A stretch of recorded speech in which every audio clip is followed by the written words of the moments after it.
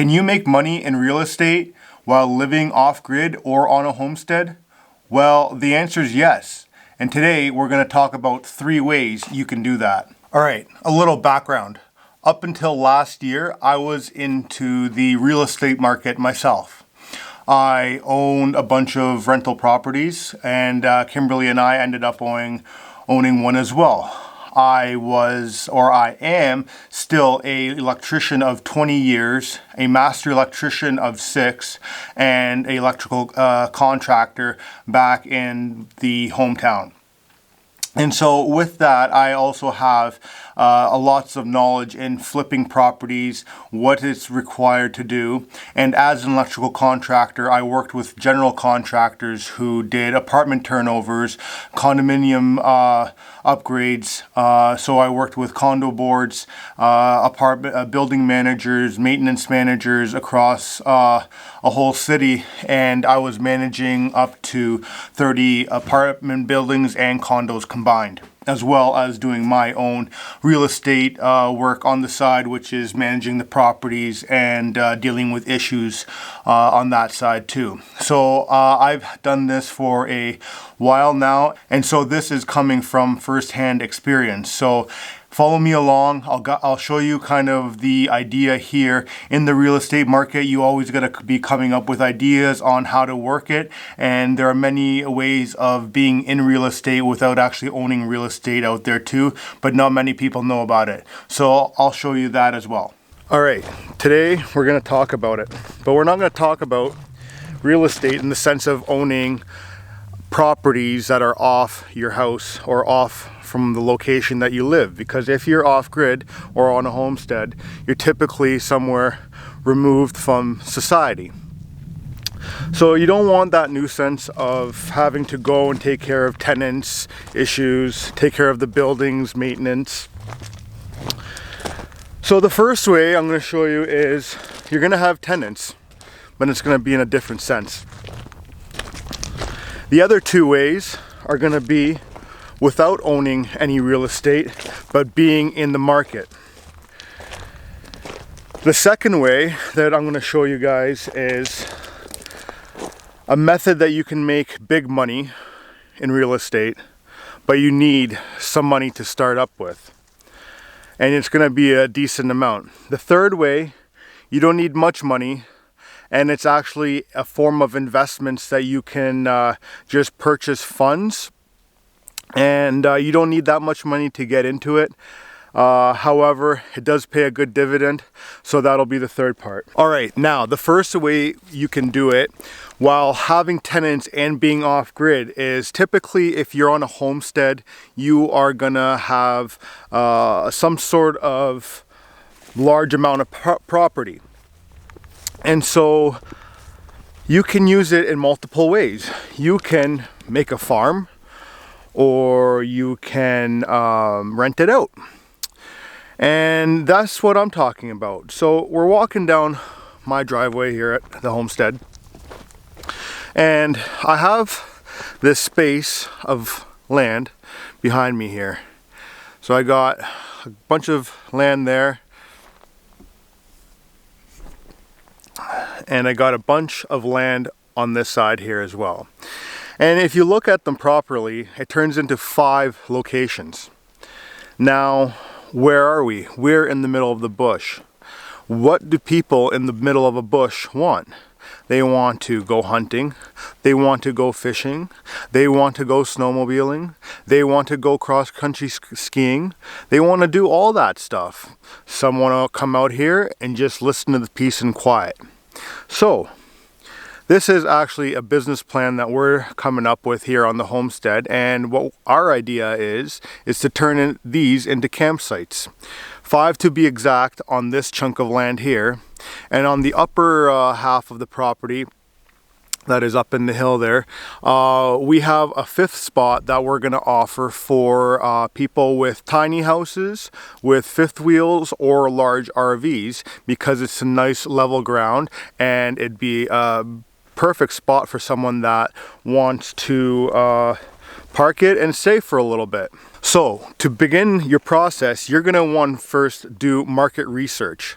Find out where you live, be it in Canada here. So look in your provinces and see the going rates of campsites. What do they charge for, say, tent? For RVs, campers? Is that with hydro? Is that with water? You're going to have to think about these things and see if you can accommodate or match these people. You're going to find out prices. Call up local campsites and trailer parks and ask them, hey, I'm interested. Pretend that you are a client that's looking to rent something there, and they'll give you a price list if you don't find it on their website. So that's one trick to find out as to what to charge and where to go from there. Second of all, what can you offer them when they are on the homestead or on your off-grid property? Now, us being on this homestead, we have multiple things that we can offer. We can offer them water. Now, the question is, do you charge them for water or do you not charge them for water? We can also offer them chickens to buy that we have butchered. So if they want to do a fryer, we can sell them that too. And we also have eggs from our chickens as well. So people love bacon and eggs, so you can offer them that accommodation as well. Second of all, the next way you can do it is for no money at all. Now, the reason I say that is because when you're living off-grid, you don't really need too much money. But one thing that you do need is help. And there is a way that you can actually do this by letting someone stay on your property, right? So if they're in a tent in a camper and they're self-sufficient and you don't want to charge them or they don't have money, one way you could do it is on a bartering system where they either do work for you, or if they are hunters and fishermen, that you get a portion of their kill or catch. Now, what do you have to do to get this rolling? Like I said, one, get your market research done. Find out prices, sizes of the lots, things of that nature. Come up with a business plan, how you're going to implement it. Is this going to be a commercial property or is this going to be on your homestead? Being that we're talking about homesteads and off-grids, usually it's going to be on your property. So now, do you want to do things the legal way or the lawful way? That's up to you. Legal doesn't apply to everybody, but lawful does. Understand the difference. From there, how are you going to promote your property for renters? Are you going to be using like Craigslist? Are you going to be putting them on Kijiji, which is Canada's Craigslist? Are you going to be putting the property on Facebook Marketplace? Are you going to use Instagram? Are you going to do target marketing where you spam them in their emails? You know, everybody gets that stuff. So that's kind of the thing that you can start doing to implement and start generating some money on the homestead. Another thing that you can do that actually one of our last guests gave me an idea was when I get here, put me to work. Many people want to live this type of lifestyle, but they don't know what it takes.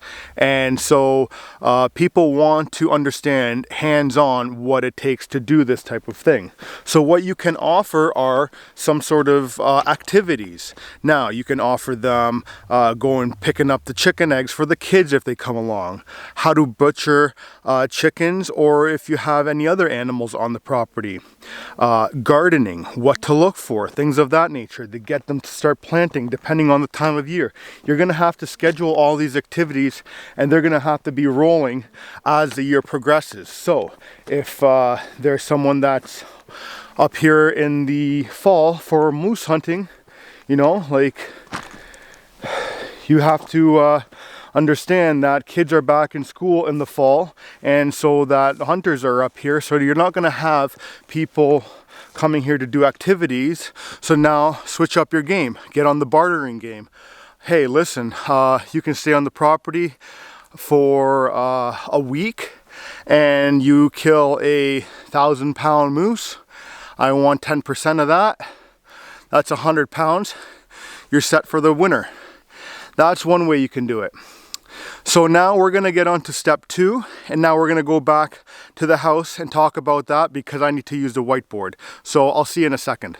Alright, one more thing I forgot to mention while I was outside is that we are also going to be looking at renting a room out in the house.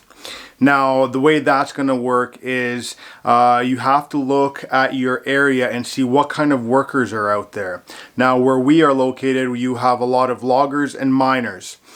From past experience working in the oil field, I know what it's like, what kind of money that they're making, that they do get a living allowance, and what to charge. So that's one other option that you can do while you're living at a homestead or an off-grid property, is to rent out a room in your house. Now, another thing you're going to have to get also is some waivers and a contract put together. You can either do it by yourself or you can hire someone to do those contracts. All right, option 2. Now, this one is a way of being in the real estate game, but without actually owning any real estate, yet you can still make a substantial amount of money. Now, let me clarify something right now. I'm not a financial advisor or a realtor or anyone that can give you advice on what to do. This is all based on raw knowledge, and I've actually put this to work myself. So if you want to try it, you're going to have to actually get into it or find someone who can kind of guide you through this game here.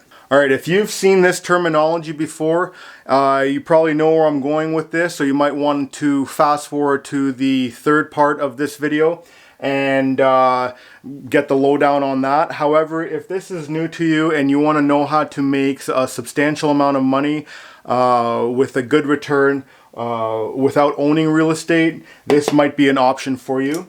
And this here is a way that people flip houses and get into the real estate game, and like contractors, that can get material on the low. They like to use private lenders because it's easy money, and usually the cost of materials cheaper than a homeowner doing it or anyone else. And this applies to private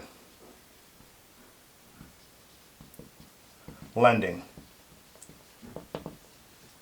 Now, like I just said, people that use private lending are people like contractors, investors, real estate agents use private lending as well, and they can be private lenders as well. Now, I'm going to give you an example of how I did one of the flips and kind of how the money broke down for the private lender themselves. I was the contractor. I can show you in another video how you use this money and still make a profit at the end. However, this is going to just apply to someone who wants to give out some money. So we purchased a house that was about, I mean Kimberly and I, and the house was 450K. And so we wanted to put in a certain amount of money into the house. So that ended up coming out to about 560K. Now, that money is hard money that you are given to use for, say, a project that you are doing. In this case, we were taking a single family home and converting it into a duplex, a legal duplex. There's a difference between your legal duplex and your non-legal duplexes. They are not the same amount of money on the in the real estate market, so make sure you get it legal. So the private lender gives me the money of $560,000, and this was one person.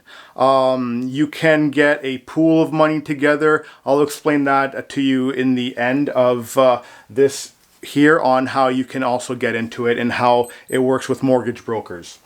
So the mortgage broker, he is going to charge a fee, which is a fairly small fee, usually about 1%, I believe, and that ended up being $5,350, and that's his fee for finding you the private money, and you still have to go through all the paperwork of applying for it and basically taking all your clothes off and telling them exactly what you're doing down to a T. It is a little bit of a pain in the ass, but it's worth it in the end.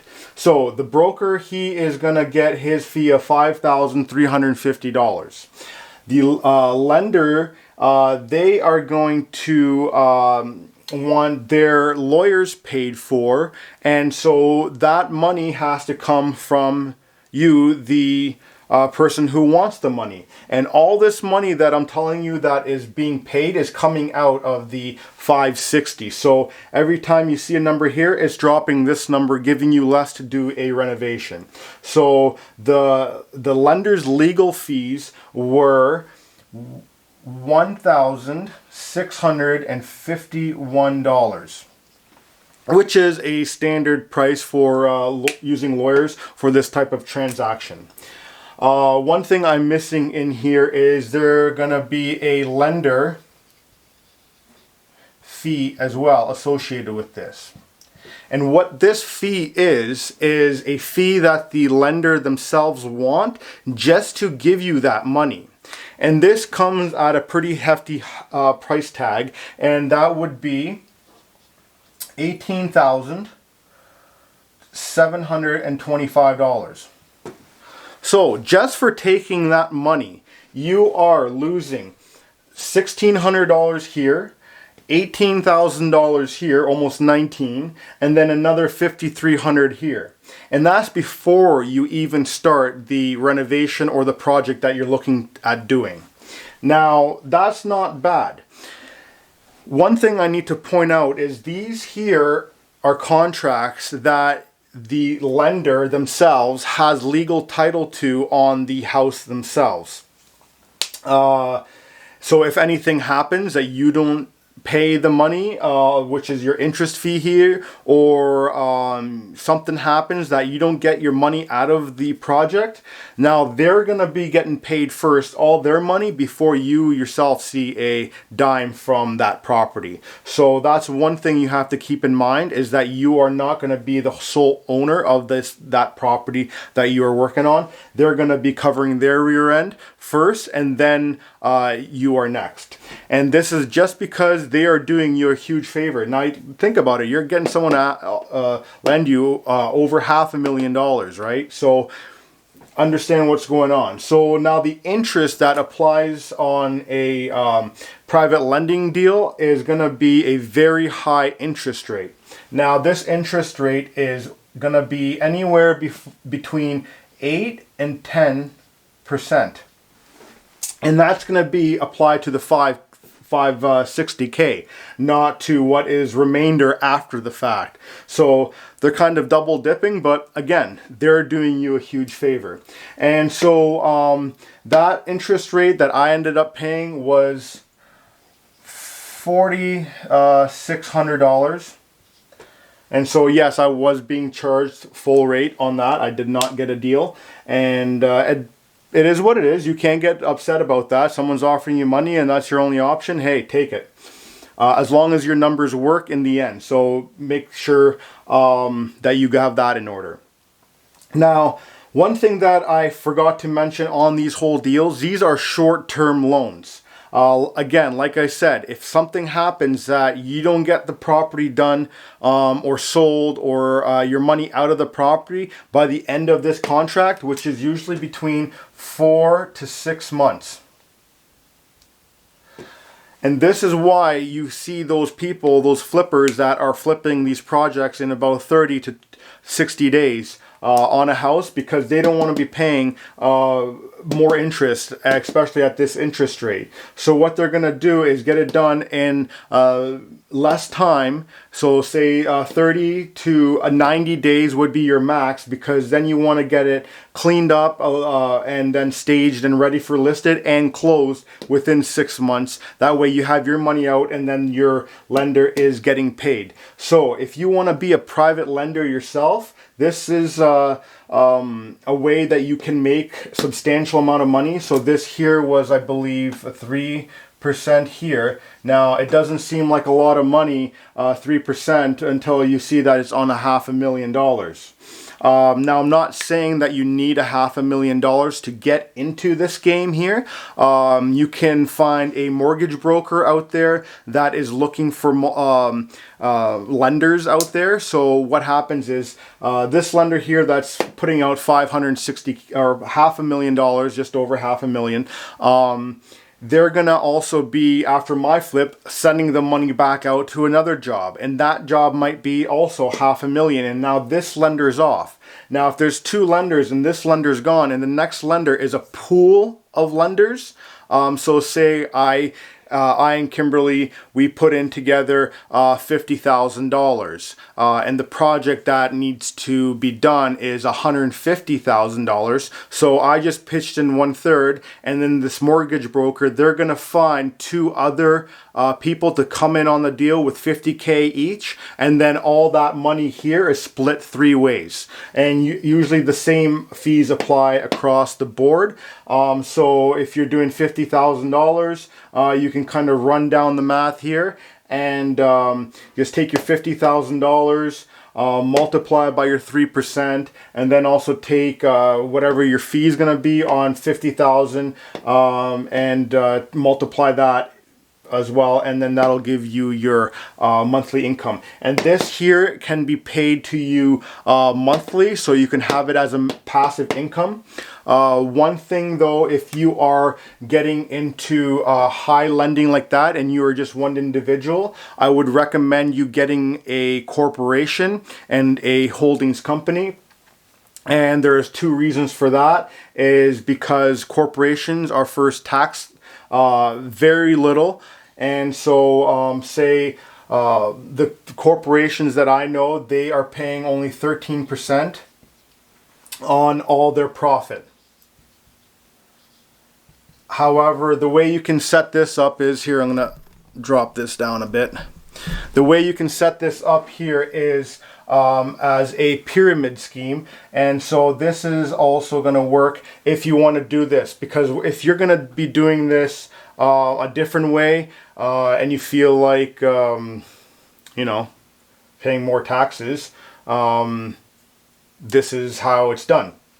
But the way I did it was through a corporation, so that you're only paying minimal tax on no matter how much profit you're making. Unlike the other way, where the more you make is the more you pay. Now here you're gonna open up a holdings company, and you're gonna want a accountant to do this. So you're gonna open up a holdings company, and this company here is gonna be the mother or parent company to the 2 other corporations that you're going to make right here. And then these 2 are connected together like that. So you have a triangle, and this is going to be your consulting like that, and then this is going to be your real estate corp. And so what happens is, once you have enough money, a holdings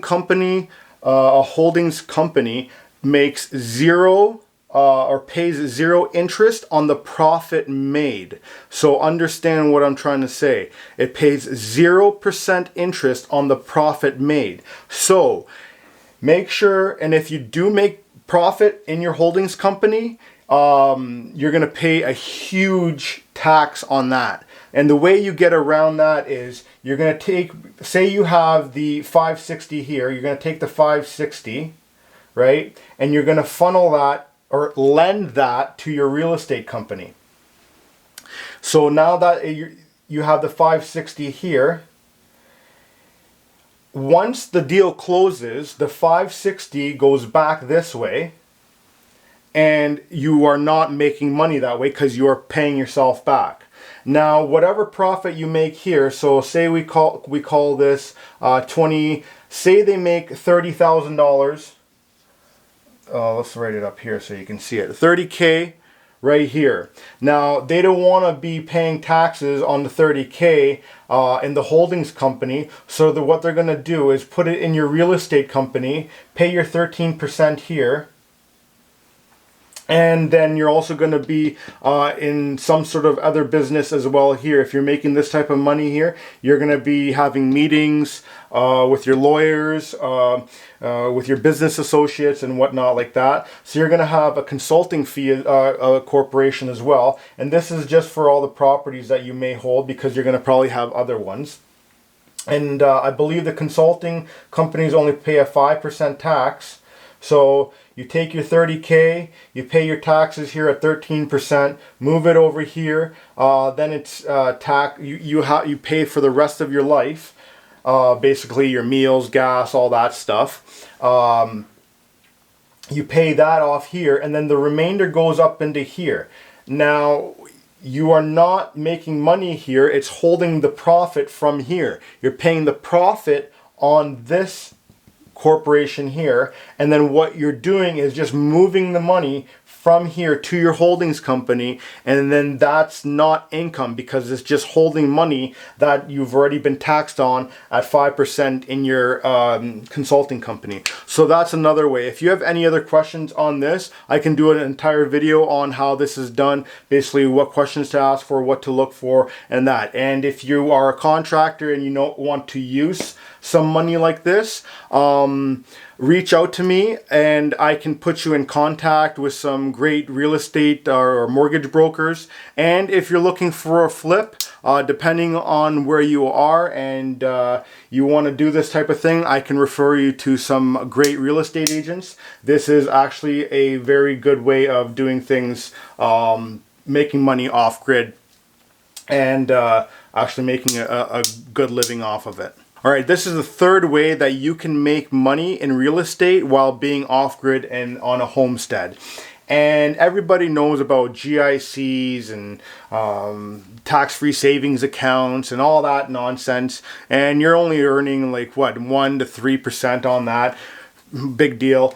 But not many people, again, education system doesn't teach you the things you need to know in life. And so there is something called the exempt market. And what you are investing in here, and this can be done in anywhere in North America, I know that. Anybody that's looking to get into this market as well, I have a great contact for this. If you would like to get into this market, you don't have to live where these properties are. You just have to meet up with a said contact and they will get all the paperwork in order, and you can start making some money. So the exempt market is going to be long-term.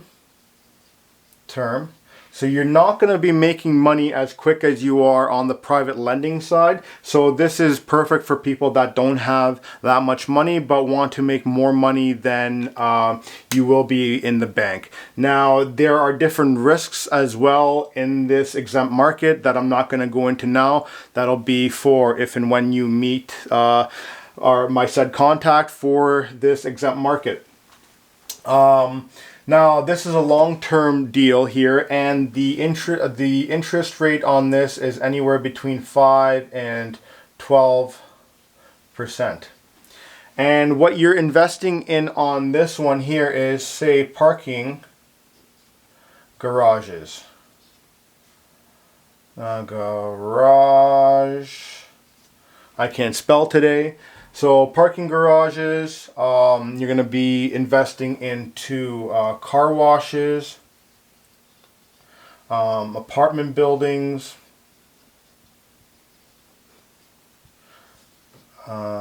build condos that want to be built. So any type of structure that needs to be built or is generating some sort of income. So I've done this in the past and am still doing this type of thing. What you are investing in here is, like in downtown Toronto, they have parking garages where dentists are and doctor's offices are. And what they do is they have the company that you're investing into own these parking garages for a set amount of time, generate a bunch of income, sell off the property, and then they basically do profit sharing from that whole income. You're also going to be dealing with car washes, anything generating income. And this is also, say they want to build car washes, if they want to build an apartment building and they want to pool some money, the project's going to be 3 years and you'll start seeing a return in 5 once they have people moved in and they are generating some income. This is a fairly safe bet as well that you can get into. I would also recommend this to anyone because you can actually own real estate in Vancouver and live in PEI, or you could live in Alberta and own or be part of real estate in Ontario or in United States, anywhere as well. This is a good option to get into. However, I don't know if I would want to get into this market right now, because if you look at it, you're going to be getting into things that people are using, such as parking garages that they pay for to go to dentists and doctors, car washes. Those are usually non-essential. And being that they're going to be locking everything down in the near future here, I don't think dentists are going to be having the traffic or doctors that they used to have when everything is normal. So hopefully you got something from these 3 options. If you have any questions, comments, or concerns, feel free to leave a comment in the comment section and I will get back to you. Until next time, I'll see ya.